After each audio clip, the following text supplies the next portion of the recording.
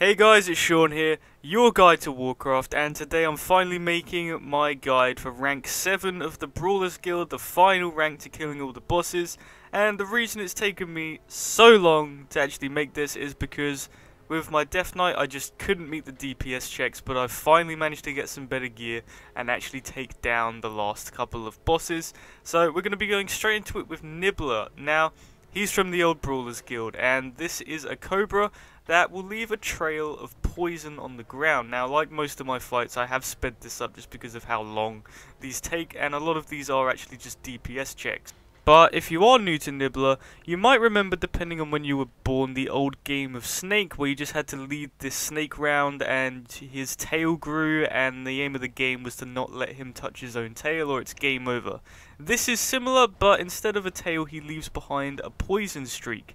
Now you notice I'm kiting him around the edges of the room, and you want to backpedal to keep him moving. Now if he touches his own poison, or if you stay still too long, he gains a stack and he grows in strength, which gives him increased damage and it reduces his damage taken. You can see there he also fires these pools of spit in random locations, so it can alter your path that you will be, I guess, guiding him down. And like I said, this really is just a DPS check. If you have DBM, you can see your enrage timer on your screen. And really, again, this is just about giving yourself as much space as possible. Now you can see there's the enrage timer, and you can see I've just used up all of my space. You have to use your space efficiently, and I killed him and the berserk timer still killed me, so I was probably in like maybe the last second, so I consider myself quite lucky. Now, moving on to our second boss, this one is quite tricky. This is the Serpent of Old. Now, the first thing you're going to notice is that there's 4 totems around the arena. Now, the longer he's in a totem, he gains stacks, and the red one, I believe, gives him increased damage. The grey one, I think, lets him take reduced damage. The purple one gives him increased attack speed, and the green one heals him. So I found it best, because of my low DPS and the fact that I had to beat the timer, it was easier to get him to the purple and red, because I can hopefully use my Death Strike and, I guess, survival combos to try and stay alive and sort of out heal him. But you don't want to keep him in one totem for too long, because, like I said, he gains stacks, and the more stacks he gets, the more deadly he gets. And you can guess with the combination of damage and attack speed that you can just see how much damage he's actually doing to me, and the fact that he also drops these poison bombs on the ground. So you can notice throughout the fight I'm constantly moving around like clockwise around him so that I don't get caught in one of these. And like I said, the green one will heal him, so it's probably best not to tank him in there. But it depends what class you are, how much DPS you're doing, and how much survivability you have. This is what works best for me, and you can see I just killed him right before the timer hit again. Now this is the one that caused me all the trouble. Now this is Epicus Maximus, I believe his name is, and he's one of the original Brawlers Guild bosses. And as you can see here, he's got a bit of a roleplay going on, and he takes a good 15-20 seconds to actually get into the fight. And apart from avoiding the millions of different stuff on the ground, you basically have to beat the DPS check. So first thing I'm going to warn you about is he's going to cast a Destructo laser. Now if this hits you, it takes off about 1 million at a time, and you want to just stay well away from that. There it is again, Destructo laser.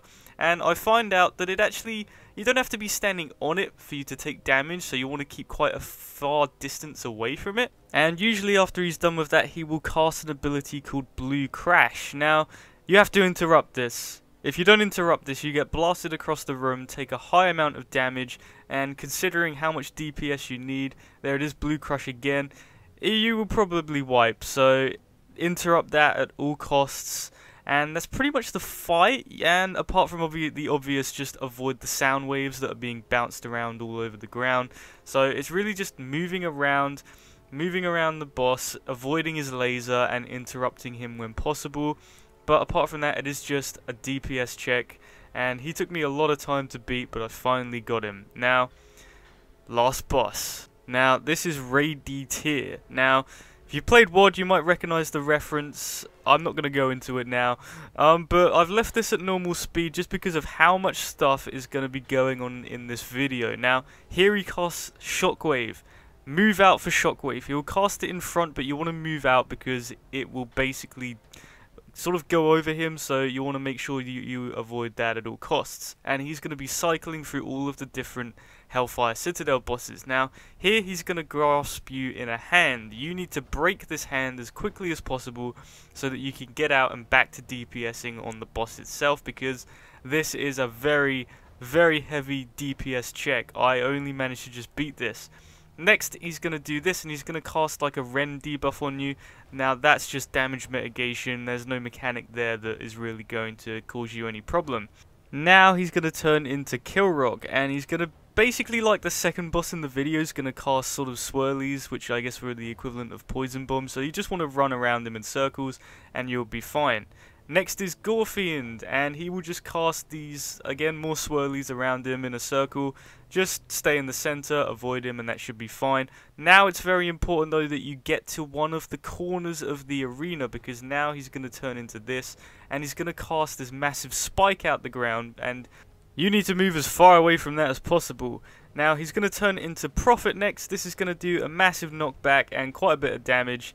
And you still want to be avoiding what you can see here, these purple waves that are coming out of the spike. If one of those hit you, that's a lot of damage, so keep an eye out for those. Next, he's going to cast a black hole, which will just pull you in and mess with your movement a little bit. As long as you don't go anywhere near that, you should be fine. That's nothing to worry about. Now, Manoroth here will just do a cast. I believe it summons like imps. Interrupt that. That's the one you have to interrupt. Once you've interrupted that, he will turn into the last boss, which is Archimond. Now, this is your enrage timer. And you can see there, that was a bit hard to explain, so I'm going to go back to that and show you that again. So, to explain in more detail, right before Archimond hits his enrage timer, which is typically the end of a brawl, he will cast, I believe it's Shadowfell Burst here. Now, what that will do is that will send you up in the air, and it's not actually the full damage that kills you. When you hit the ground, regardless, you're going to get killed by the enrage timer. So what happened to me was, he launched me up in the air, and I used a Howling Blast, and I killed him right before I hit the ground. You can see there, I got credit for the fight, completed the Brawlers Guild, and as I landed after the full damage, I was killed by the enrage timer. So if he casts that move and flings you up in the air, even if you try to avoid it, you're pretty much dead anyway. So I consider myself pretty lucky when it comes to that. And that's all for my Brawlers Guild videos. Be sure to subscribe for some more guides. I might do some more extended Brawlers Guild guides. But that's all for this one. Thanks for watching. I will put some more information in the description below. And like I said, that's all for this one. So I will see you in the next one.